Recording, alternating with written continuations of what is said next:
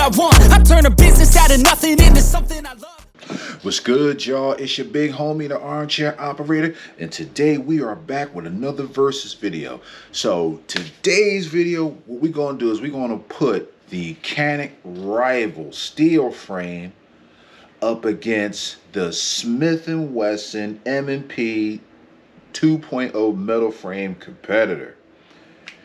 Now, if you're not familiar with the Versus series, the whole point of this series is to put near peer guns together and see how they compare against each other in various categories. That way, when you're shopping for your next duty gun, concealed carry gun, competition gun, whatever the case may be, you have a better idea of what you might want to look for when you're looking to make your selection at the counter, right? So the whole theme of this video is going to be the budget-minded competition guns. So this is why I want to put the rival steel frame versus the Smith & Wesson M&P 2.0 metal frame competitor. And the categories are going to be as follows. We're going to talk about features. We're going to talk about accessories. We're going to talk about ammunition capacity. We're going to talk about ergonomics. We're going to talk about portability and concealability, shootability and reliability. Then we're going to talk about disassembly for maintenance. Then we're going to talk about the aftermarket support, the MSRP, and then finally we're just going to close it out with the value for the money spent. All right, so with all that out of the way, let's dive into the video and take a look at the two competitors. All right, y'all, here we go. Let's get into it. So we got the Canik steel frame on the right, we got the M&P competitor on the left.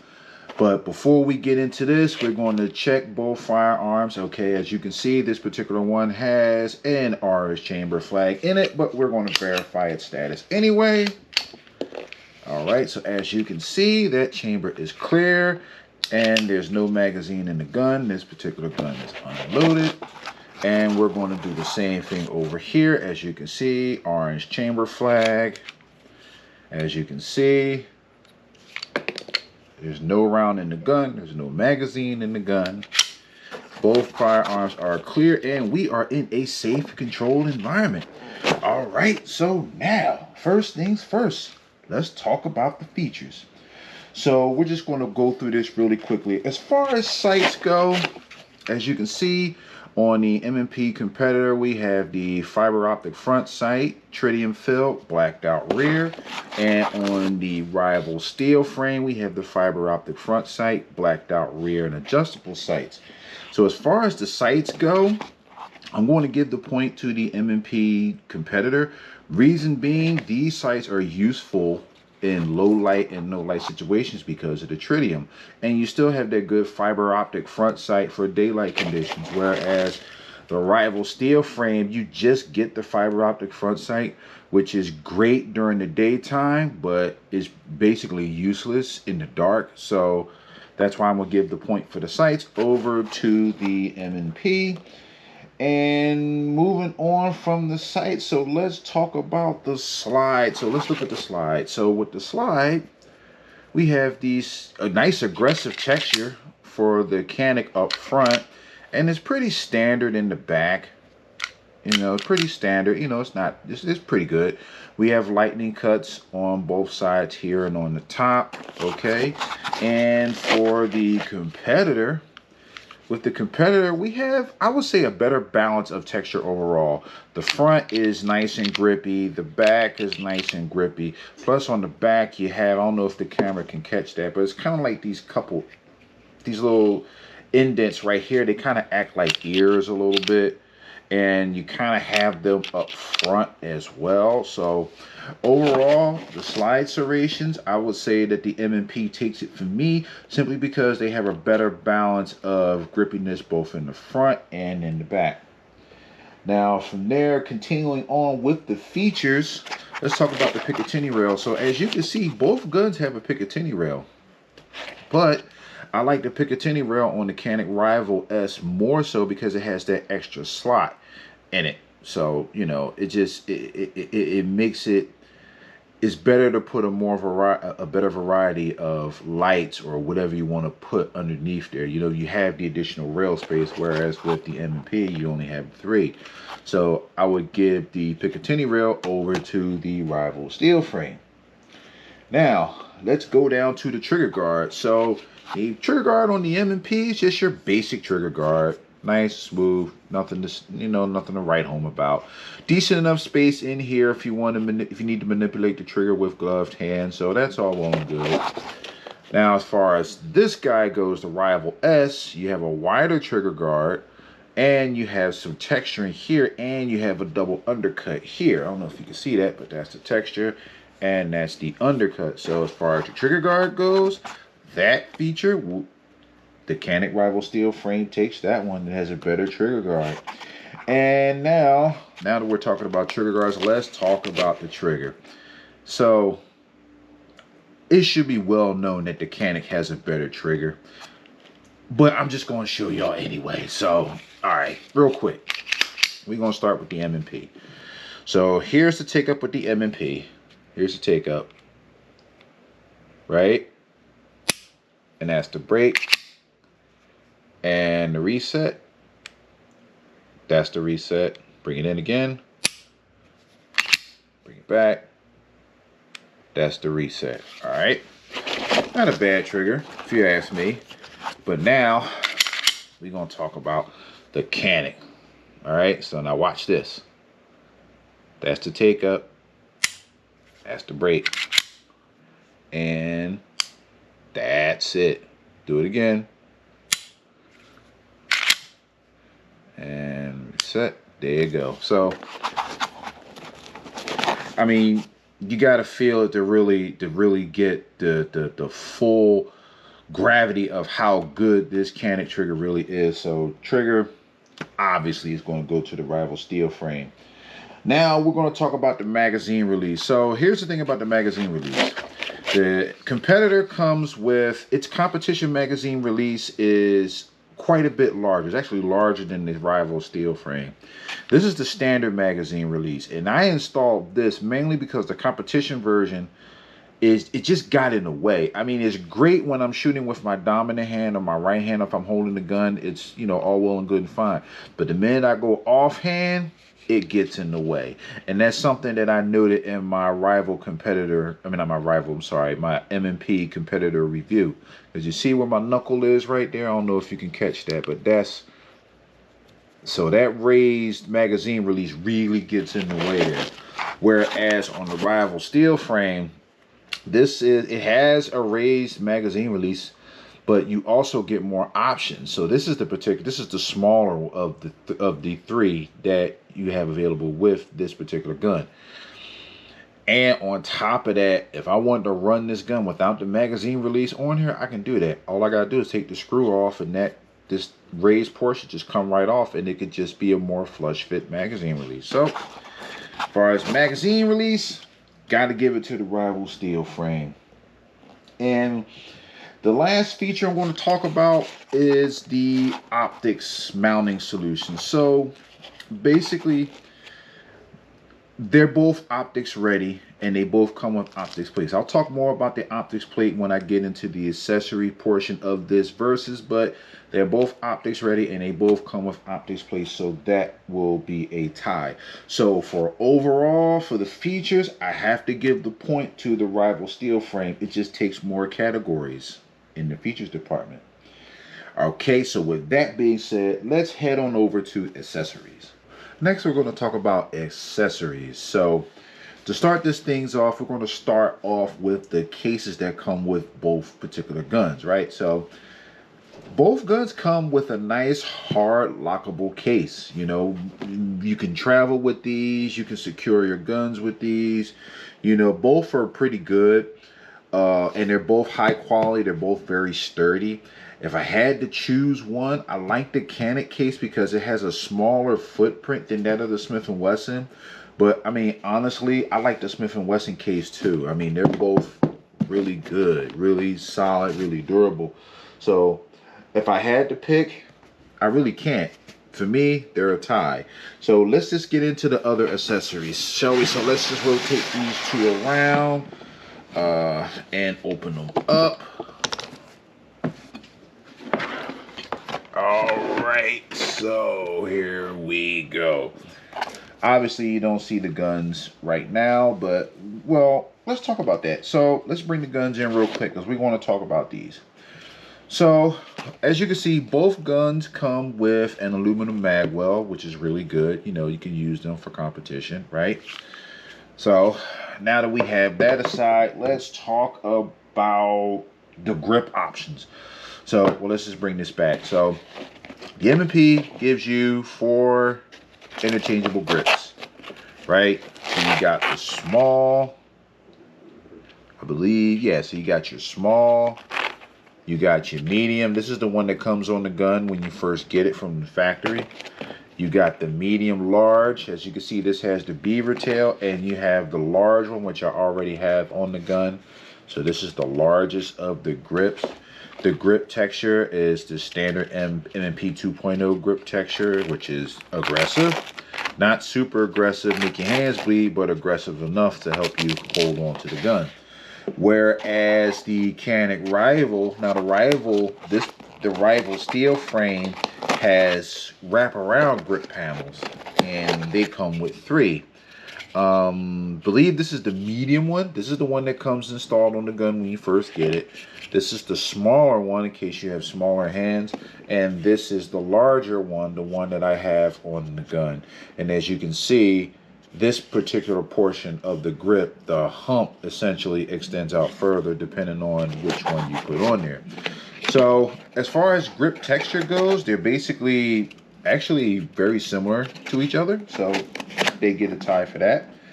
But the overall, the M&P gives you more grip options because you got 4 versus the Canik 3. So like as far as the grip options, the M&P has to take that. Now let's talk about optics mounting. So as I said before, I was going to get to that. So like I said, the M&P comes with the optics plates, right?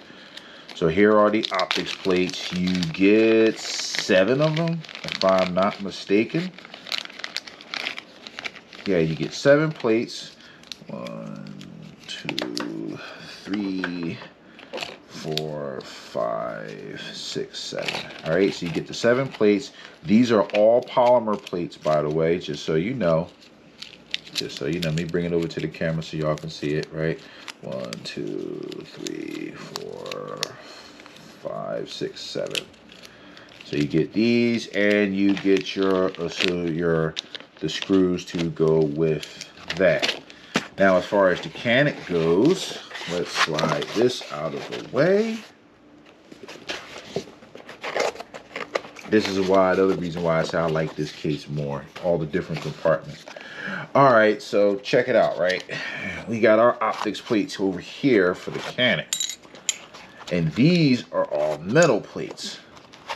Now, you only get 5 with the Canik, but these are all metal. I really like that. And we have the co-witness plate. So for those who don't know, the Canik, the steel versions of the Canik Rivals both come with the co-witness plate, just like the polymer Rival Dark Side. The only Canik Rival that I believe does not come with this co-witness plate is the standard poly version, the gray and gold one. It doesn't come with this plate, but this is the co-witness plate. And I believe you could put the smaller red dots, smaller pistol red dots on here to co-witness like your 507Ks or your RMR CCs, that sort of thing. But anyway, just to sum it up, you have, even though that the Canik gives you the metal optics plates, you have more with the M&P, and therefore you have more options. So my opinion, the M&P takes the optics plate category. Now, from there, when it comes to all of the other stuff that you get out of the box, all right, so let's just compare the two, right? So you get this, with the M&P competitor, this is the competition mag release that I was referring to before that comes installed on the gun. Now this is actually the standard backstrap tool. So if you're familiar with the M&P 2.0 line, you know that they basically have these in the backstrap itself, and you would, you know, turn this tool or remove it if you want to change your grip panels. And you could also use this to rotate the little sear disconnect tool inside of the gun when you go to disassemble it, so that way you don't have to squeeze the trigger in order to take the slide off. So, but it comes with this, and they do that because you can actually run the competitor without the installed magwell. On the competitor, when you have the magwell installed, you have to use this particular, it's a different tool here, and it rotates into place. You just unlock it that way, pull it out, you know, and when you put the magwell on, you just do the reverse. Now this particular tool only works with the magwell itself. You cannot use it with the magwell removed. And I'm just going to say up front, if you're not familiar with this gun, this tool can be a bit of a pain in the butt to deal with. So just so you're aware. Now, if you look at the rival, I mean, honestly, it's like, is there really a comparison? You got a cleaning brush, you know, you got another cleaning tool here for your swabs. You got like a little mini punch tool here that you can use to help take off the magazine base plates or whatever you need to do. You get a holster. I mean, come on. A holster, a mag loader, like oh, and let's not forget our favorite little guy here, the mini Canik tool. You know, you got your additional screw bits and your fiber optic. Well, actually, I'm sorry. These are the additional fiber optic rods for the fiber optic front side. I usually put them in there, but this time I didn't. But the point is, you just get a lot more as far as accessories. So really, when it comes to accessories, it's obvious. The rival steel frame gets that point. So we're going to move on from accessories, and we're just going to talk about ammo capacity. Okay, as far as ammo capacity go, it's basically as simply this. M&P, to the M&P competitor, you get 4 magazines in the box. There are only 3 here because I have the other one in my safe right now, and it has live ammo in it. So, but you got 4 magazines, 4 17-round magazines with the M&P versus the 2 18-round magazines that come with the rival steel frame. So just based on that alone, the competitor is going to take the ammo capacity category. Reason being, you get 4 magazines out of the box versus the 2 magazines that come with the rival steel frame. That being said, just as a side note, Canik magazines are not hard to find.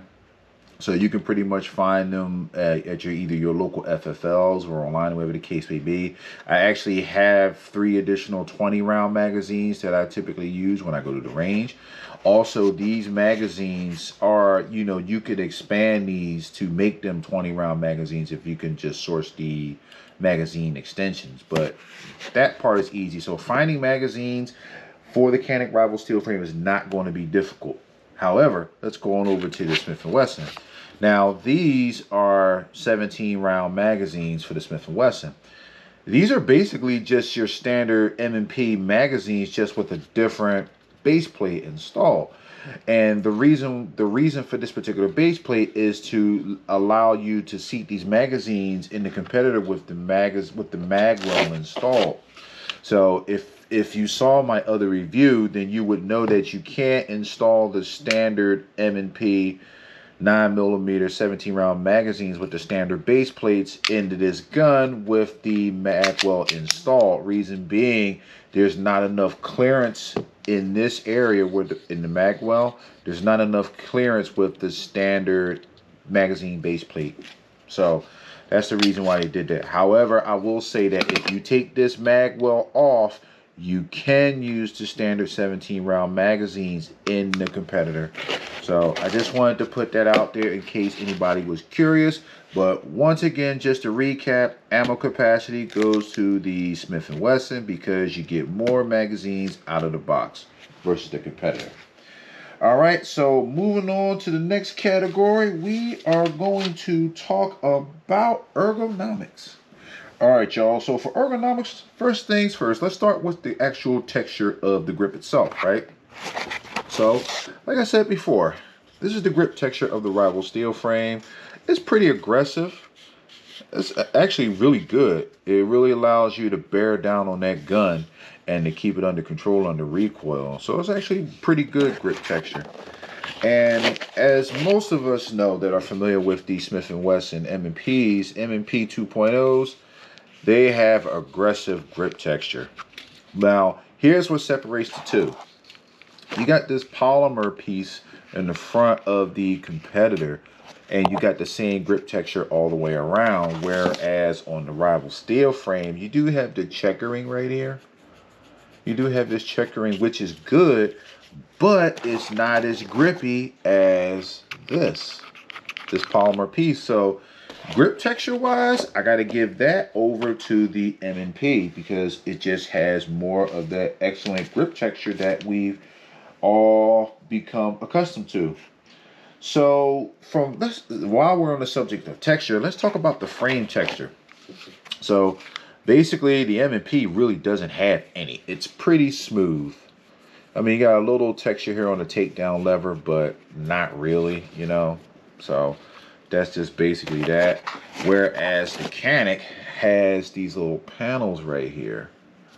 I don't know if you can see it, but it has these panels on both sides, and they do provide a bit of texture where you can put your thumb and really, your support hand thumb, and really get on that. So I like that. So as far as the frame texture goes, I got to give that point over to the Rival steel frame. Now, from there, let's talk about something that honestly I don't hear a lot of people talk about. We're going to talk about the palm swell. So basically the palm swell is essentially how well the grip actually fills out the palm of your hand. That's why it's called palm swell. So if you look at the Rival, right, the palm swell, there really doesn't have a palm swell, right? You know, because the palm swell is supposed to come out from the sides of the grip. Sure, it can dig into the back, which is good, and which I think where a lot of pistols, you know, that's basically where they put a lot of their attention back here. But not a lot of manufacturers put their attention on the sides of the actual grip itself. Whereas that's something that Smith & Wesson has always done, you know, reasonably well with their M&P line. Because you see how it just thickens up like out to the side, so it really allows you to get in there, and it just fills out your grip a bit more, in my opinion. You know, I've always been a big fan of that. So basically M&P has a palm swell. The Rival really doesn't have much of a palm swell, so I got to give that over to the M&P. Now let's talk about the magazine release. So this is basically a no-brainer. I had to put the standard magazine release on the M&P on the competitor just so it'll be comfortable.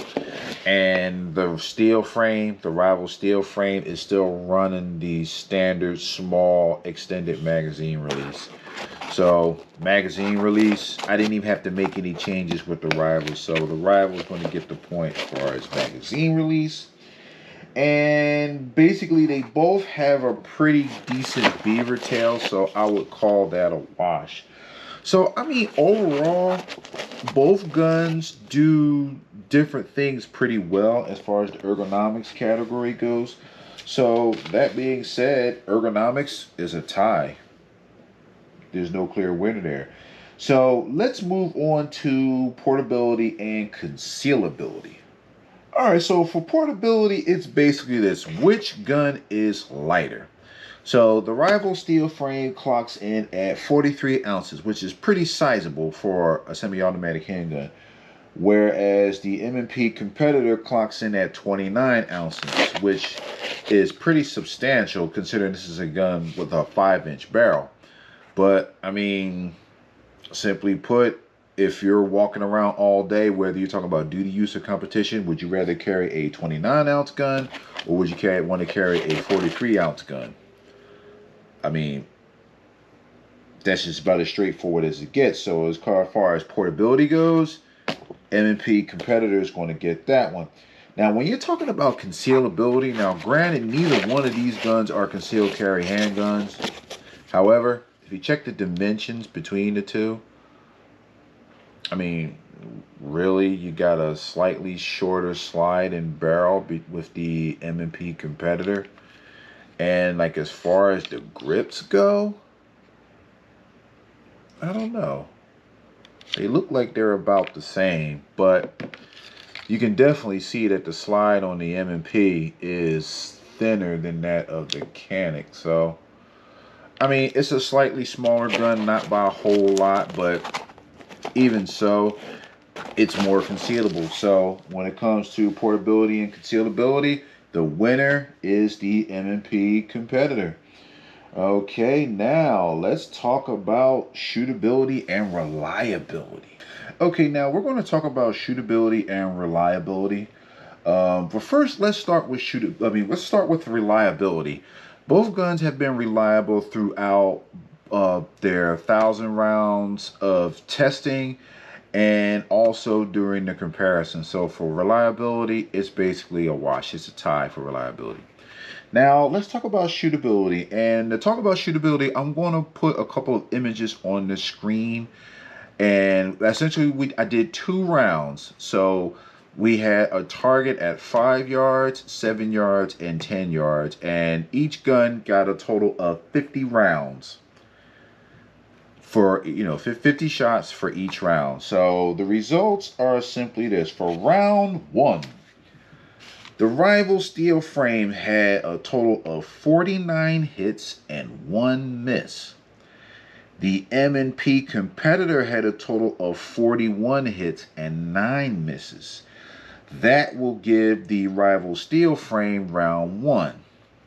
Now, as far as round 2 goes, the rival steel frame has 47 hits and 3 misses, and the M&P has 47 hits and 3 misses. So round 2 is actually a tie. But being as though that, let's talk about the total. So the total count between 2 guns for both rounds are 96 hits and 4 misses for the rival steel frame, while the Smith & Wesson clocked in at 88 hits and 12 misses, giving this half a point for the shootability to the rival steel frame. So that actually didn't surprise me, just based on the heft and weight of the gun and the actual trigger itself.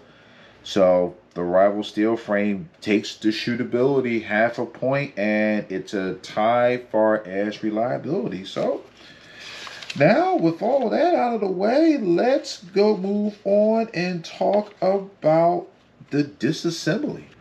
All right, y'all, as far as disassembly goes, it's actually pretty simple. Due to the YouTube guidelines, I'm not going to go through the full disassembly for maintenance for the guns, but I'm just going to breeze through it. So for your Smith & Wesson, basically you would just lock the slide back, rotate the takedown lever in the down position, and you can either rotate the sear disconnect tool, which is that bar right there. I don't know if the camera can pick it up, but you would either just rotate that down, or you would just let the slide go home, pull the trigger, and remove it from the frame. Right? Easy peasy. As far as the Canik goes, the Canik is a little different. So for the Canik, you have this button right here that you would basically, like, first you would squeeze the trigger, you would slide down here a little bit, and then pull the slide back by maybe about 1/4 of an inch, and then you would just pull forward a little bit and lift up off the frame. It's not difficult. It's not difficult at all. But in terms of disassembly, the M&P is just simply easier in my opinion. So for that, I'm going to give that point for disassembly and maintenance to the M&P. All right, next we're going to talk about aftermarket support. Aftermarket support is, well, I mean, simply put, aftermarket support is really going to go to the Smith & Wesson. And the M&P 2.0 series has just been out a lot longer than the Canik rival series. It's a lot easier to find replacement sights or, replacement triggers or, holsters and things like that for the M 2.0 metal frame here versus, say, the Canik series. It's just, and I mean, granted, yes, more companies are going to be making holsters and different accessories for the Canik, but fact of the matter is the M&Ps have just been around, and also the M&Ps are being used by law enforcement agencies, all over the country. So the aftermarket support is just going to be there for the M&P versus the Canik. So the point for aftermarket support has to go to the M&P. Next, we're going to talk about the MSRP. So the MSRP for the M&P competitor is roughly $999, just under $1,000, and the MSRP for the rival steel frame actually comes in at about $100 less at $899. So, simply put, the rival S gets the point for the MSRP. And honestly, that's a little bit surprising to me. I actually thought they would tie as far as the MSRP between the two, especially given the price that I paid for my rival steel frame when I found it. I paid I think it was like about $9.99 for it when I found it, but I think that also has a lot to do with the fact that this gun is still pretty hard to find even now in October 2023, and I've bought mine at the end of March. So like I always say in all my videos, the price will vary depending on where you are and where you find it. The manufacturer's suggested retail price for the most part is just a guide, but it could be higher and it could be lower depending on where you find it. But anyway, enough of that. Rival steel frame wins the MSRP category. Now let's just move over to the value for the money. Okay, the last category we're going to talk about now is essentially the value for the money. And you get a lot with both guns. And neither gun will really break the bank, like as far as an entry-level competition gun goes. You get a lot. Now, even though the Canik, well, let me just say it like this: the Canik does come in about $100 cheaper than the Smith & Wesson competitor as far as the MSRP goes. Chances are it might be a bit more depending on, like I said, depending on where you find it. But the whole point of it is you do get an awful lot with the Canik. Like it's hard to beat the Canik as terms of like the value for the money.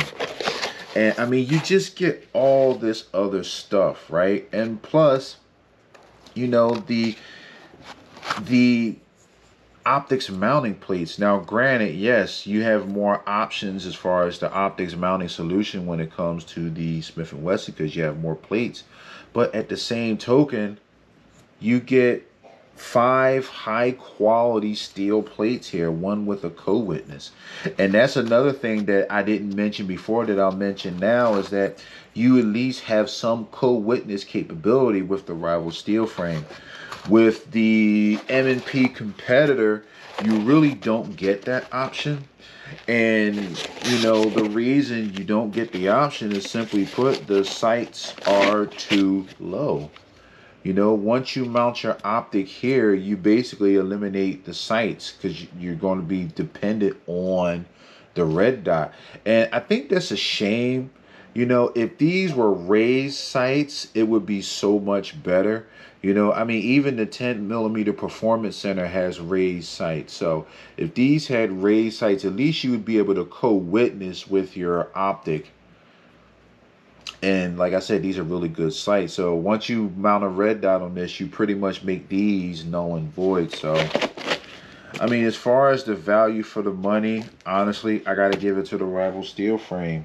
You know, you just get more for a cheaper base price MSRP than you do with the Smith & Wesson competitor. So, all right, so now that we've basically went through all the categories, let's just review everything and tally up the score. Okay, y'all, to recap really quickly. In the features department, the point goes to the Rival steel frame. In terms of accessories, the Rival steel frame gets the point there. Ammo capacity, the point goes to the M&P competitor. Ergonomics is basically a tie. Portability and concealability, the M&P gets the full point for that category. For shootability and reliability, the Rival steel frame takes the shootability portion while reliability is a tie. So therefore the Rival steel frame gets a half a point for that dual category. Disassembly for maintenance, the M&P gets the point there, and it also takes the point in aftermarket support. And the Rival steel frame takes the point in both an MSRP and the value for the money, leaving us with a total of 4.5 to 4, giving the win to the Rival steel frame. And we're back. So I am a little surprised about the results of this versus video. But I think it's pretty fair. And what I mean by surprised is I thought that it would be I thought it would be a slaughterhouse, to be perfectly honest, when I put the Rival S up against the Smith & Wesson competitor. Just based on the fact that, one, the Canik trigger, two, the heft of the Rival steel frame versus, you know, the lightweight competitor, and the trigger of the Rival steel frame, which those factors did play a part in the shootability portion, you know, as far as the weight and the trigger, but pretty much everything else, I mean, the M&P metal frame competitor is no slouch at all. I mean, if it could keep pace with the Canik, and everybody loves Canik, and everybody wants the Rival steel frame. So, I mean, honestly, both are great guns, and both of them are going to stay in my collection. Let's just not get it twisted. They're going to stay in my collection probably in perpetuity. So, but again, you know, the results are what they are, and the Canik won this versus. So, question for you guys. If you guys would like to see any more versus videos, which ones would y'all like to see? Definitely let me know down in the comment section. I'll do the best that I can to make that happen for y'all. You know, I got another versus coming up, you know, but I want some ideas from y'all. I would like a little bit more feedback from my fan base. So definitely let me know. If you like this video, if you like the format of these videos, you know, definitely let me know down in the comments. Hit the like button, hit that subscribe button, turn on that bell icon so that way you can be notified whenever I drop a new video. All right, y'all. So listen, that's going to be the end of this video today. Thank you so much for taking the time to watch. I really appreciate it. This is your big homie, and I'm out. Peace.